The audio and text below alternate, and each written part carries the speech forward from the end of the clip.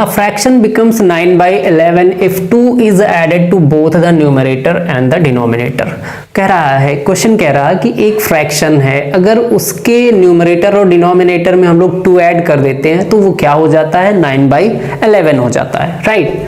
If 3 is added to both the numerator and the denominator it becomes 5/6। अगर second condition है कि अगर हम न्यूमरेटर और डिनोमिनेटर में 3 ऐड करते हैं तो वो हमारा जो फ्रैक्शन है वो 5/6 हो जाता है, राइट। फाइंड द फ्रैक्शन, हमें वो फ्रैक्शन फाइंड करना है। तो सबसे पहले हम लोग करते क्या है कि फ्रैक्शन लेट कर लेते हैं। लेट द फ्रैक्शन क्या हमने लेट कर लिया, x/y, ठीक है। फर्स्ट केस देखते हैं। फर्स्ट केस में क्या बोला गया है, अकॉर्डिंग टू क्वेश्चन में बोला गया है कि भाई अगर हम फ्रैक्शन के न्यूमरेटर और डिनोमिनेटर में +2 कर देते हैं तो वो क्या बन जाता है, 9/11 बन जाता है, ठीक है। इसको हम फर्दर सॉल्व कर लेते हैं। तो फर्दर सॉल्व करने के लिए क्रॉस मल्टीप्लाई करेंगे, ठीक है। पहले 11 से करेंगे तो ये हो जाएगा 11x + 22 इज इक्वल टू 9 से करेंगे तो ये हो जाएगा 9y + 18, ठीक है।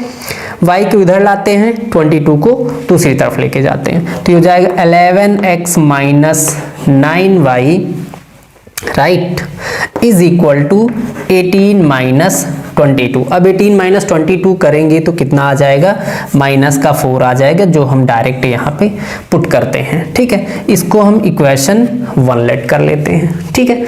सेकंड केस में क्या बोला गया है,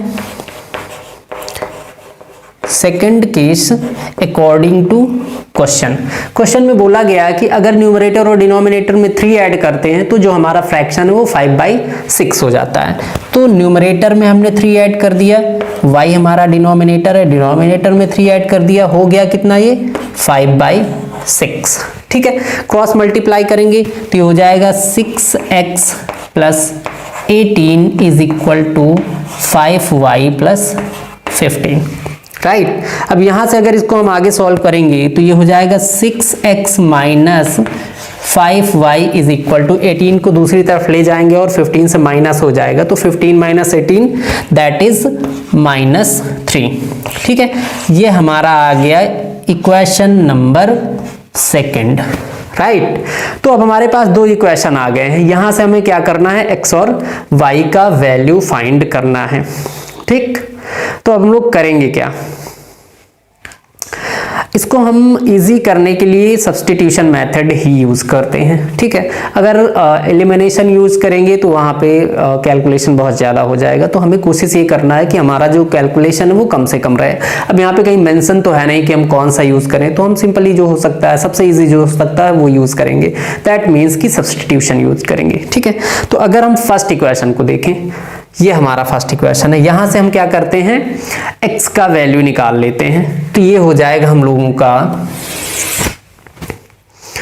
11x - 9y, 11x - 9y is equal to कितना है, -4, इज इक्वल टू -4, ठीक है। यहां से ये हो जाएगा 11x is equal to -4 + 9y, ठीक है।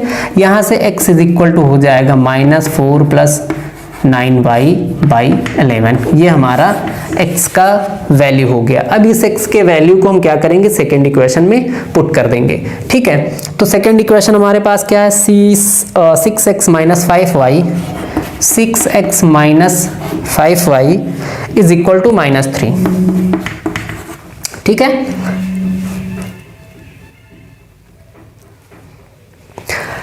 यहाँ पे x की जगह हम लोग 6 इंटू x की जगह हमें रखना क्या है, -4 + 9y/11 माइनस आगे है 5y इज इक्वल टू -3, ठीक है।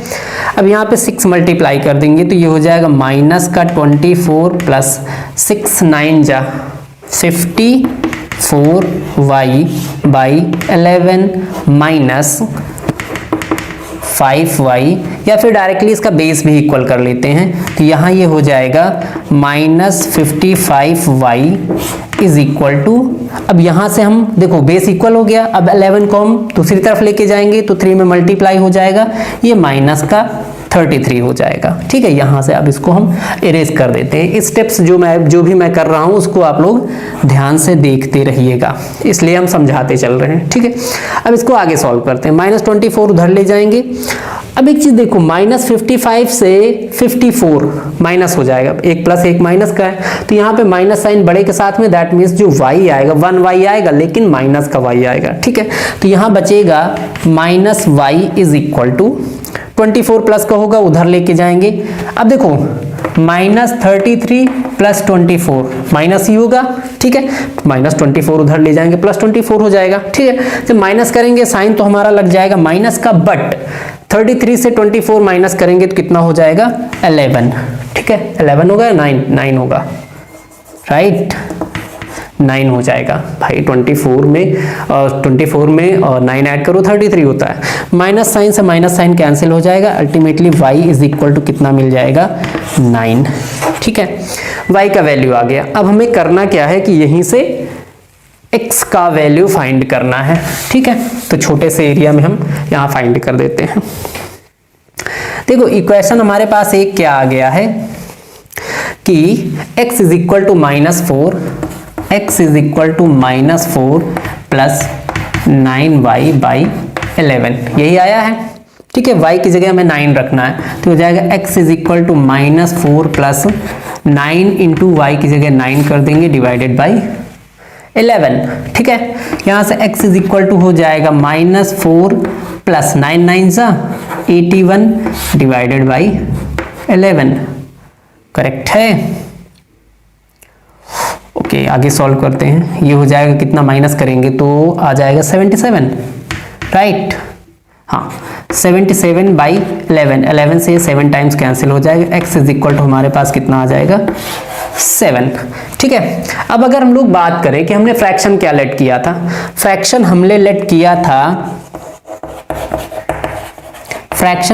किया था x बाई वाई। ठीक है, अब x का वैल्यू हमारे पास कितना आ गया 7, तो फ्रैक्शन हमारा अब कितना हो जाएगा, जो फ्रैक्शन हमको फाइंड करना है वो हमारे पास आ जाएगा 7x का वैल्यू है, तो x की जगह हम 7 पुट कर देंगे by y is equal to 9 है, तो यहाँ पे y की जगह 9 पुट कर देंगे। अल्टीमेटली हमारा फ्रैक्शन क्या आ गया 7/9। यही इस क्वेश्चन का आंसर हो जाएगा। क्लियर। क्वेश्चन थोड़ा सा कैलकुलेटिव था, लेकिन क्वेश्चन इजी था। क्वेश्चन में बहुत ज्यादा कोई टफ नहीं था क्वेश्चन, ये कैलकुलेटिव था, हाँ ये कह सकते हैं। और ऐसे क्वेश्चन आपके कैलकुलेटिव ही होंगे। और एक चीज और आप लोग ध्यान रखिएगा कि ऐसे क्वेश्चन तो जरूर आएंगे, 1-2 क्वेश्चन तो इस टाइप के रहेंगे ही। ठीक है, चाहे लीनियर इक्वेशन के रहें या फिर क्वाड्रेटिक इक्वेशन के, और हो सकता है दोनों के क्वेश्चन रहें। ठीक है, तो आप लोग इस टाइप के क्वेश्चन पे ध्यान दीजिएगा। ठीक है, आज